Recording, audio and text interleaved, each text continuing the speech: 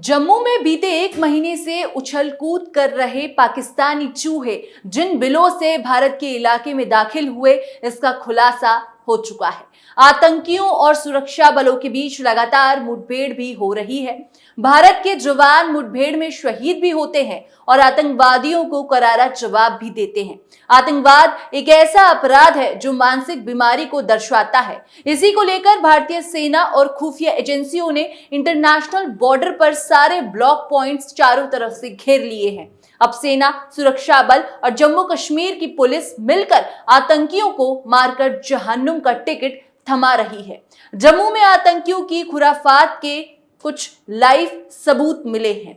इसके साथ ही कारगिल युद्ध में भारत की विजय को 25 साल पूरे हो गए हैं। 25वीं कारगिल विजय दिवस के मौके पर प्रधानमंत्री नरेंद्र मोदी ने द्रोस में कारगिल युद्ध स्मारक पर वीर जवानों को श्रद्धांजलि अर्पित की और पाकिस्तान और आतंकियों को पीएम मोदी ने कारगिल से चेतावनी भी दे दी है।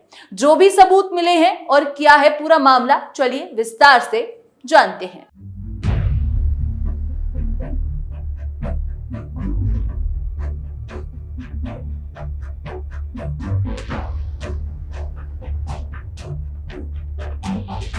नमस्कार, आप देख रहे हैं कैपिटल टीवी और मैं हूं आपके साथ पारुल त्रिपाठी। आपको बता दें कि अंतर्राष्ट्रीय सीमा पर मिले इनपुट और रिसर्च से पता चला है कि पाकिस्तान से आए ट्रेंड टेररिस्ट अब इंटरनेशनल बॉर्डर के सीमावर्ती सांभा और पुरानी घाटी के रास्तों से घुसपैठ कर रहे हैं।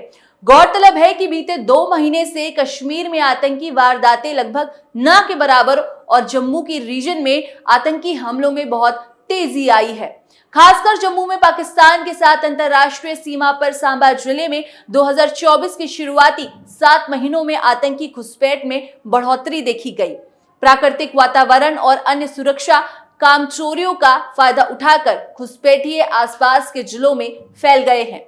इस पर कारगिल दिवस के मौके पर पीएम मोदी ने कहा कि आतंकवाद को हमारे जाबाज पूरी ताकत से कुचलेंगे, दुश्मन को मुंहतोड़ जवाब दिया जाएगा। लद्दाख हो या फिर जम्मू कश्मीर, विकास के सामने आ रही हर चुनौती को भारत परास्त करके ही रहेगा। मैं जिस जगह बोल रहा हूं वहां से आतंक के आका मेरी बात साफ साफ सुन रहे हैं। मैं उन्हें बताना चाहता हूं कि उनके मंसूबे कभी कायम नहीं होंगे। जम्मू कश्मीर और लद्दाख को विकास की राह पर आगे बढ़ाने से कोई नहीं रोक सकता। भारत के दुश्मनों ने इतिहास में सबक नहीं लिया तो इस बार उन्हें कड़ा जवाब मिलेगा। कौन है घुसपैठियों के हमदर्द? अधिकारियों का कहना है कि पुराने आतंकवादी नेटवर्कों के एक बार फिर से एक्टिव होने की वजह से घुसपैठों की वारदातें तेज हो गई हैं। घुसपैठियों के समूह सांबा जिले के उत्तरी इलाके से भारत की सीमा में दाखिल हो चुके हैं। आतंकवादियों की बड़ी खेप आगे आसपास के कठुआ, रियासी, उधमपुर, टोडा और किश्तवाड़ जिले में फैल गए हैं। सेना और पुलिस के अधिकारियों ने कहा कि इन घुसपैठियों को अन्य समूह द्वारा सहायता दी गई थी, जो पहले ही राजौरी पुंछ रेंज में नियंत्रण रेखा पार कर चुके थे। राजौरी पुंछ रेंज के जिस हिस्से से घुसपैठ बढ़ी है उसे पीर पंजाल क्षेत्र के दक्षिण के रूप में भी जाना जाता है। 192 किलोमीटर लंबा रूट। जम्मू और कश्मीर पाकिस्तान के साथ 740 किलोमीटर लंबी नियंत्रण रेखा LOC और 192 किलोमीटर लंबी अंतर्राष्ट्रीय सीमा साझा करता है। ऐसे में अब इस लंबे रूट पर किलोमीटर में नहीं बल्कि चंद मीटर वाला प्लान बनाया जा रहा है। भारतीय सुरक्षा अधिकारियों को संदेह है कि वहां मौजूद घुसपैठिए कुछ हाईटेक विदेशी उपकरणों के साथ हाई सिक्योरिटी वाली बाड़ को काटकर घुसपैठ करने में कामयाब हो रहे हैं। ये आतंकवादी बहुस्तरीय सुरक्षा में सेंध लगाने के लिए सुरंग खोदते हैं। सुरंग खोदने के लिए इन्हें खास ट्रेनिंग दी गई है।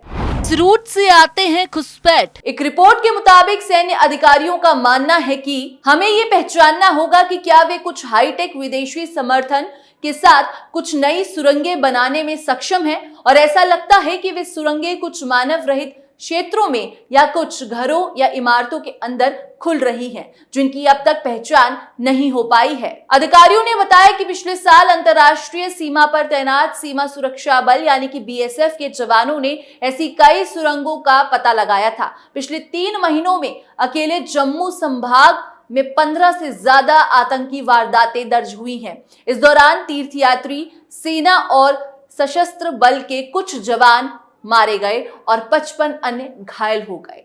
आतंकवादी आईबी सांबा के उत्तर और पुराने कश्मीर मार्गों से पार करते हैं। ऐसे में अब वहीं सबसे ज्यादा फोर्स भेजकर चौकसी बढ़ा दी गई है। ये पहली बार नहीं है जब आतंकवादियों की सुरंगें मिली हैं।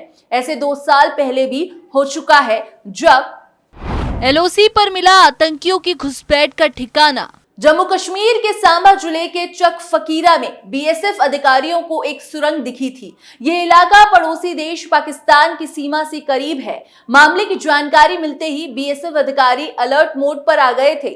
सूत्रों को कहना था कि कुछ दिन पहले जम्मू कश्मीर में आतंकियों की घुसपैठ इसी सुरंग से शुरू हुई थी। बीएसएफ आईजीडी के बोरा ने बताया था कि इस सुरंग से 21 रेत की बोरियां मिली हैं। इस पर किसी प्रकार की कोई मार्किंग नहीं मिली है। इसके पहले मिली सुरंग से जो बोरियां मिली थी उन पर कराची लिखा होता था। उन्होंने कहा कि 2012 से अब तक पाकिस्तान सीमा पर 11 सुरंग मिली हैं। सुरंग हाल ही में खोदी गई लग रही थी कि सुरंग अंतरराष्ट्रीय सीमा से सिर्फ 100 मीटर की दूरी पर है।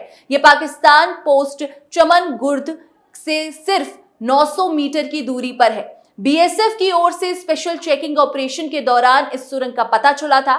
सुरंग के अंदर से 265 मीटर ऑक्सीजन पाइप भी मिला था। इसके साथ ही आपको ये भी बता दें कैसे ऑपरेट कर रहे हैं आतंकी। सूत्रों के मुताबिक पाकिस्तान अपने प्रशिक्षित आतंकवादियों, पूर्व एसएसजी, भाड़े के सैनिकों को हर समूह के लिए कम से कम 1 लाख रुपए के साथ भारत भेज रहा है।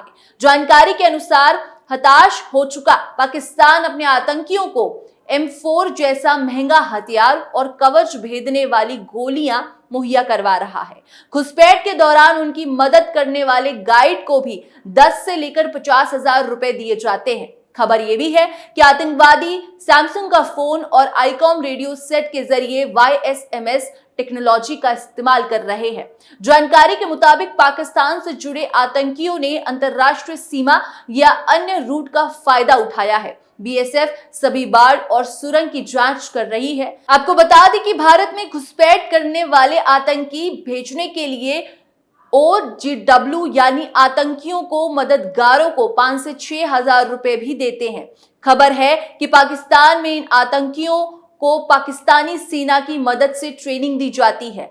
आतंकियों के परिवार को घर वापस पैसा भी दिया जाता है। खबर यह भी है कि पाकिस्तान ने अपने टेरर कैंप यानी कि आतंकी शिविरों को वापस से सक्रिय कर दिया है। अब पाकिस्तान आतंकियों को पैसों का लालच दे रहा है क्योंकि वो युवाओं को कट्टरपंथी बनाने में विफल हो रहा है। पाकिस्तान और आतंकवादी अपनी चाल चल रहे हैं, लेकिन अब भारत सरकार ने इस पर एक्शन ले लिया है। आतंकवादी जेल में होंगे या फिर जहन्नुम में। संसद में मॉनसून सत्र के दौरान केंद्रीय गृह राज्य मंत्री नित्यानंद राय ने बुधवार यानी 24 जुलाई को राज्यसभा में कहा कि जम्मू कश्मीर में सक्रिय आतंकवादी या तो जेल जाएंगे या फिर जहन्नुम भेजे जाएंगे। उन्होंने इस बात पर जोर दिया कि मोदी सरकार आतंकवाद को बिल्कुल बर्दाश्त नहीं करेगी। कांग्रेस के राज्यसभा सांसद प्रमोद तिवारी की ओर से पूछे गए सवाल के लिखित जवाब में नित्यानंद राय ने ये बात कही। कश्मीर सहित देश की सुरक्षा को सर्वोपरि बताते हुए मोदी सरकार के मंत्री नित्यानंद राय ने बुधवार यानी 24 जुलाई को कहा कि केंद्र की नरेंद्र मोदी सरकार की नीति आतंकवाद को कतई बर्दाश्त नहीं करने की है। ऐसे में आतंकवादी या तो जेल में रहेंगे या फिर जहन्नुम में जाएंगे। गृह राज्य मंत्री नित्यानंद राय ने राज्यसभा में प्रश्नकाल के दौरान ये भी बताया कि विशेष राज्य का दर्जा देने वाले अनुच्छेद 370 को अगस्त 2019 में हटाए जाने के बाद से जम्मू कश्मीर में भारतीय सेना ने 900 से अधिक आतंकियों को मार गिराया है। 2014 के बाद कम हुई आतंकी घटनाएं। उन्होंने कहा कि सदन को आश्वस्त करना चाहता हूं कि ये सभी आतंकवादी जेल में होंगे या फिर जहन्नुम में। कुछ आंकड़ों को सामने रखते हुए उन्होंने कहा कि 2004 से 2014 के बीच जब केंद्र में यूपीए का शासन था तब जम्मू कश्मीर में आतंकवाद की लगभग 7,217 घटनाएं हुई थी। लेकिन 2014 में जब भाजपा सत्ता में आई तो उसने आतंकवादियों के प्रति जीरो टॉलरेंस की नीति अपनाई और इस साल 21 जुलाई को यह संख्या घटकर करीबन 2259 रह गई थी। इस पर राजनीति नहीं करनी चाहिए। राय ने बताया कि 2004 से 14 तक आतंकी हमलों में जान गंवाने वाले सुरक्षा बलों और आम नागरिकों की संख्या करीबन 2800 थी, जो बीते 10 सालों में 67% घटकर करीब 941 रह गई। उन्होंने कहा कि जम्मू कश्मीर में लोग अब शांतिपूर्ण माहौल में रह रहे हैं और उन्हें सुरक्षा की पूरी गारंटी है। वहीं कश्मीरी पंडितों के बारे में पूछे गए एक प्रश्न के उत्तर में राय ने कहा कि कभी जम्मू कश्मीर में कश्मीरी पंडितों ने अत्याचार की वजह से घाटी से पलायन किया था। उन्होंने कहा कि वोट बैंक की राजनीति एवं साजिश कश्मीरी पंडितों के वहां से पलायन का मुख्य कारण था। राय ने बताया कि घाटी में कश्मीरी पंडितों की वापसी के लिए प्रयास किए जा रहे हैं। भारत सरकार दमदार कदम उठा रही है। इस मुद्दे पर आपकी क्या राय है, हमें कमेंट सेक्शन पर जरूर बताएं। इस खबर में बस इतना ही। बाकी देश और दुनिया की तमाम खबरों को देखने के लिए आप देखते रहिए कैपिटल टीवी।